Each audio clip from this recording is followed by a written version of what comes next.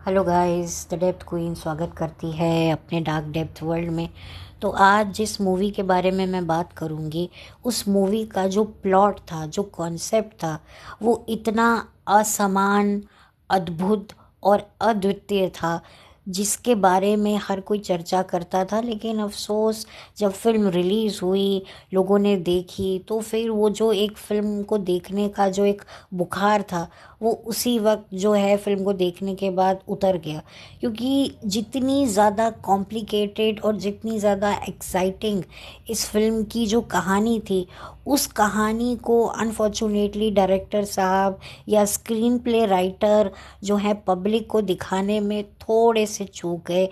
ये फ़िल्म शुरुआत तो बहुत अच्छा करती है, लेकिन अंत तक आते आते काफ़ी हद तक जो है अपना इंटरेस्ट खोने लगती है। हालांकि इस फिल्म के दो एंड रखे गए थे, वो दोनों ही एंड मैंने देखे हैं, लेकिन वही बात है कि भले ही आज इस फिल्म को यूट्यूब पे जब देखा जाता है तो उसे एक मास्टरपीस कहा जाता है।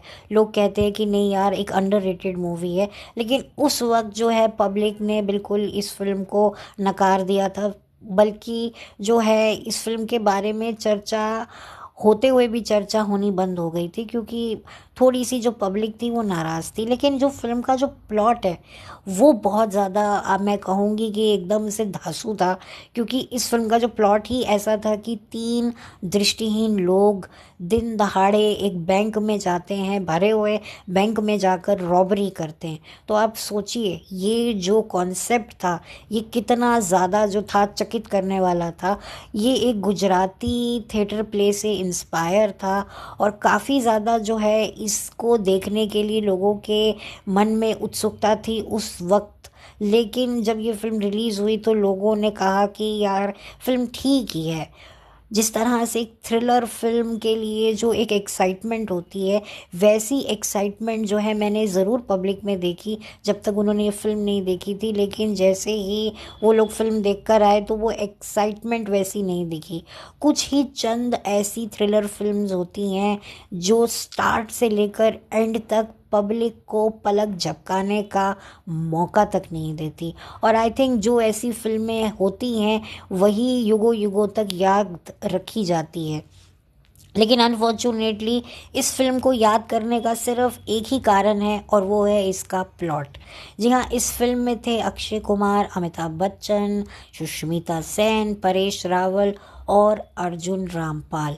देखिए, अमिताभ बच्चन हो, परेश रावल हो, अक्षय कुमार हो, सुष्मिता सेन हो, ये चारों के चारों जो थे अपने करियर में बहुत ज़्यादा नाम बना चुके थे, कर चुके थे।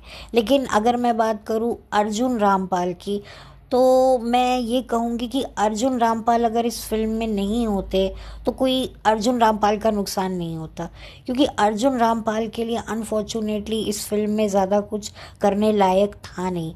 हालांकि इस फिल्म में अर्जुन रामपाल और सुष्मिता सेन की थोड़ी सी लव स्टोरी को भी दिखाया गया है, लेकिन उसको प्रॉपर तरीके से जो है वो पब्लिक तक नहीं पहुंचाया है, जिसकी वजह से ये समझ में नहीं आया कब प्यार हुआ, कब प्यार जो है वो कहाँ का कहाँ चला गया। तो थोड़ी यहाँ भी कहानी जो है वो लैग कर गई। अगर आप कोई लव स्टोरी दिखा रहे हो तो इस तरीके से दिखाओ कि वो जो है लगे लव स्टोरी है, लेकिन एकाएक अचानक से आपको ये पता चले कि क्या ये हीरो इस हीरोइन से प्यार करता था, ये हीरोइन भी इस हीरो से प्यार करती थी, तो पब्लिक को शौक ना लगे। क्योंकि कहीं ना कहीं पब्लिक को शौक भी लगा कि एकाएक कहाँ से अर्जुन रामपाल और सुष्मिता के बीच में नज़दीकियाँ आ गई। तो खैर, ये चीज़ें जो हैं वो क्लियर नहीं हुई।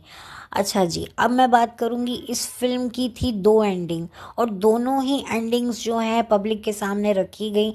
लेकिन जब पिक्चर को पब्लिक ने पसंद नहीं किया, तो फिर दो एंडिंग रखो चाहे चार एंडिंग रखो, क्या फ़ायदा। क्योंकि पब्लिक को कोई भी एंडिंग पसंद नहीं आई। तो ये भी एक बहुत बड़ा इशू था। अच्छा, इस फिल्म की एक और मैं आपको बात बता दूं कि पहले इस फिल्म का नाम ऑल द बेस्ट रखा जाने वाला था, बट इसका फिर नाम बाद में चेंज करके आंखें रख दिया गया। इस फिल्म में थी बिपाशा बासु, जो थी अक्षय कुमार की हीरोइन। जिनका वो गाना है गुस्ताखियाँ हैं, जो बहुत बड़ा हिट हुआ था, जो गाया था स्वर्गीय आदेश श्रीवास्तव साहब ने, और उसको कंपोज्ड भी उन्होंने किया था। और वो आज भी गाना अगर आप सुनेंगे तो आपको लगेगा ही नहीं कि इतने साल पुराना गाना है। इस फिल्म में एक और म्यूज़िक डायरेक्टर थे, जतिन ललित। तो अगर मैं गलत नहीं हूँ तो वो भी इस फिल्म का हिस्सा थे एज अ म्यूज़िक डायरेक्टर। फिल्म को ठीक ठाका रिस्पॉन्स मिला था, और फिल्म से जो उम्मीदें थीं वो उम्मीदें उतनी नहीं बन पाई, क्योंकि पिक्चर जो है एंड एंड में आते आते लैग कर जाती है। अब मैं आपको थोड़ी बहुत इस कहानी की थोड़ी ब्रीफिंग दे देती हूँ। कि कहानी होती है तीन पुरुषों की, अर्जुन रामपाल, परेश रावल, अक्षय कुमार, जो जन्म से दृष्टिहीन नहीं होते हैं, लेकिन किसी न किसी कारणवश वो दृष्टिहीन हो जाते हैं, लेकिन वो सरवाइव कर रहे होते हैं अपनी सिक्स सेंस से।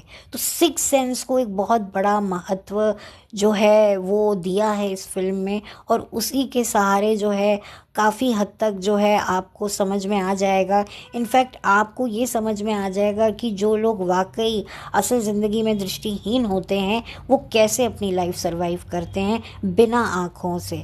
उनकी ज़िंदगी में 24/7 आए अंधेरा रहता है, उसके बावजूद भी वो एक नॉर्मल लाइफ कैसे लीड करते हैं। क्योंकि मेरी खुद की फैमिली में इस तरह के केसेस हैं। मेरी फैमिली में इस तरह के 3 केसेस हैं जहाँ पर बाय बर्थ वो लोग भी जो थे वो दृष्टिहीन नहीं थे, वो किसी कारणवश दृष्टिहीन हुए, लेकिन उसके बावजूद भी उनका इलाज हुआ, लेकिन कुछ कामयाबी हासिल नहीं हुई।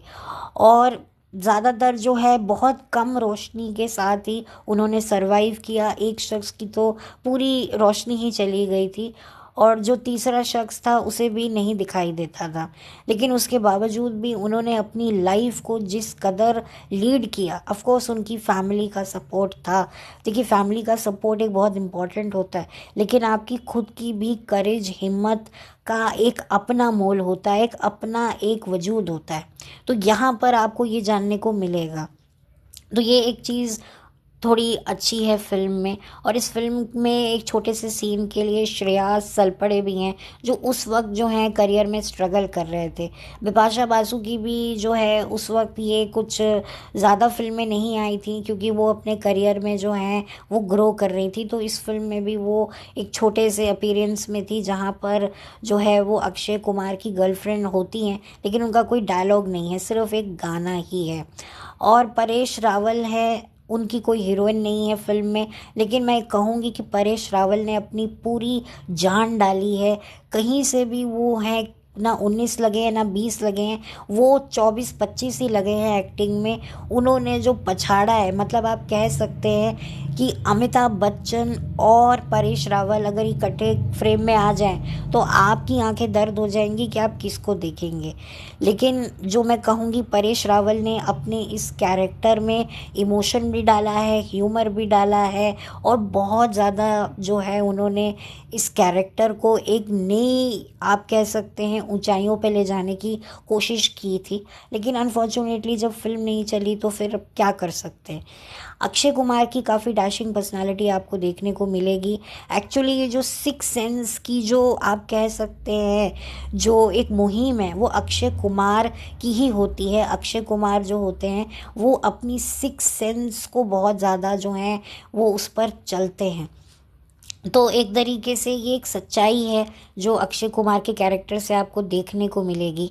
वहीं पर जो अर्जुन रामपाल हैं, वो एक सीधे साधे इंसान हैं जो अपनी ज़िंदगी में नॉर्मल लाइफ जीना चाहते हैं, और वो चाहते हैं कि उनकी ज़िंदगी में वो सारी चीज़ें हों जो एक नॉर्मल लड़के में होती हैं। जो एक नॉर्मल लड़के होते हैं ना, जो फिज़िकली बिल्कुल ठीक होते हैं, जिनको दिखाई भी देता है, सुनाई भी देता है, जो अच्छे से चल फिर सकते हैं। तो ऐसी उनको एक ख्वाहिश होती है जिसकी वजह से वो प्यार कर बैठते हैं उनकी ट्रेनर सुष्मिता सेन से। जी हाँ, सुष्मिता सेन ही वही शख्स होती हैं जो उनको ट्रेनिंग देती हैं।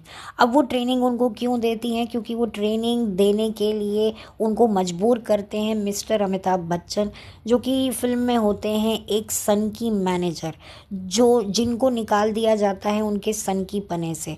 अब अपने पूरे बैंक के मैनेजमेंट से बदला लेने के लिए वो ठान लेते हैं कि वो इस तरह की रॉबरी करवाएंगे और जो है उस बैंक को बदनाम कराएंगे। क्योंकि अगर ये तीनों पकड़े भी गए और जब पब्लिक को पता चलेगा, पुलिस को पता चलेगा कि ये तीनों देख ही नहीं सकते हैं, तो कौन इनको जो है पकड़ेगा। ऑब्वियसली ये तो बिल्कुल नामुमकिन है कि एक दृष्टिहीन इंसान भरे हुए बैंक में जाकर कैसे जो है चोरी कर सकता है।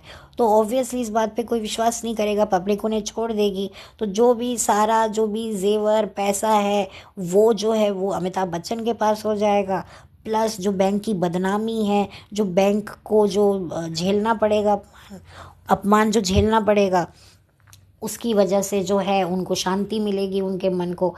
क्योंकि भाई उनको अपमानित फील होता है कि भाई मेरे इतने साल की डेडिकेटेड मैंने जॉब की और मुझे निकाल दिया।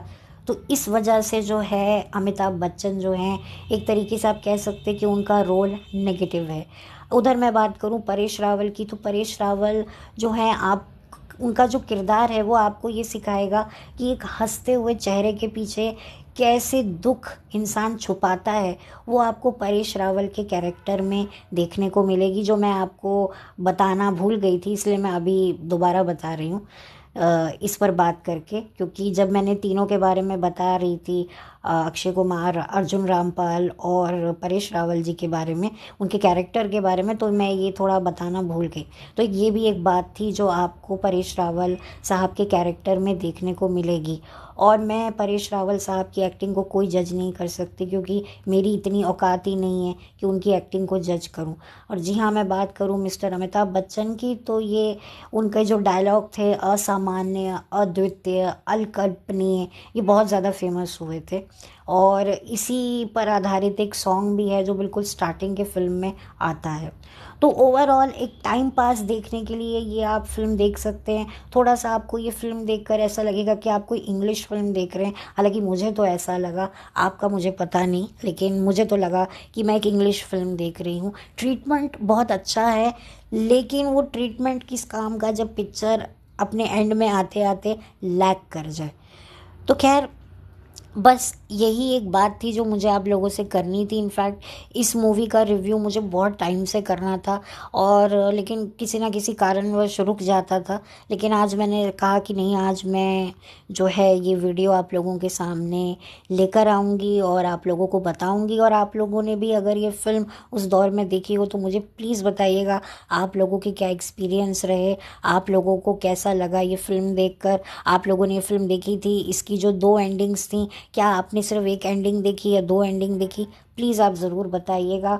और तो मैं कुछ भूल नहीं रही हूँ, अगर मैं कुछ भूल जाऊँगी तो कमेंट सेक्शन में लिख दूँगी, और कई बार तो मैं कमेंट सेक्शन में भी लिखना भूल जाती हूँ।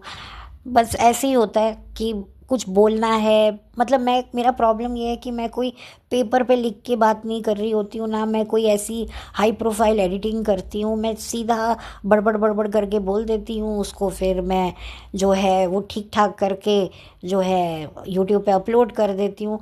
आपको कई बार मेरी वीडियो के पीछे नॉइज़ पोल्यूशन भी आप सुन सकते हैं, बहुत सारा नॉइज़ भी सुन सकते हैं, क्योंकि मेरे पास इतना अभी टेक्निकल वो टाइम भी नहीं है करने का, और मैं मोबाइल से ही सब कुछ करती हूँ। तो थोड़ा सा अगर आपको बैकग्राउंड में नॉइज़ सुनाई दे तो उसके लिए मैं माफ़ी चाहती हूँ। तो मैं मेहनत कर रही हूँ, देखती हूँ कहाँ तक पहुँचती हूँ। तो बस अब मुझे इतना ही कहना था। और ये फ़िल्म आप बताइएगा। और इस फ़िल्म के जो डायरेक्टर थे वो विपुल शाह थे। विपुल शाह वही हैं जिन्होंने अक्षय कुमार के साथ नमस्ते लंदन बनाई है, लंदन ड्रीम्स बनाई है, एक्शन रिप्ले बनाई है, मतलब बहुत सारी फिल्में बनाई हैं, प्रोड्यूस भी की हैं। तो जाने माने डायरेक्टर थे विपुल शाह। तो और इनकी जो पत्नी है वो टेलीविज़न और फिल्म इंडस्ट्री की जानी मानी अभिनेत्री शेफाली शाह हैं। जी हाँ, वही शेफाली शाह जिनको आपने दिल धड़कने 2 मूवी में अनिल कपूर की पत्नी और प्रियंका और रणवीर सिंह की मदर का रोल करते देखा है, जिनको आप ओटीटी पर बहुत अच्छे काम करते हुए देखते हैं। बहुत अच्छी एक्ट्रेस हैं वो। तो ये थी मेरी एक छोटी सी ब्रीफिंग इस मूवी को लेकर, और एक छोटा सा रिव्यू है इस मूवी का। आप लोग बताइएगा। चलती हूँ, लौट कर मिलती हूँ। Bye, take care.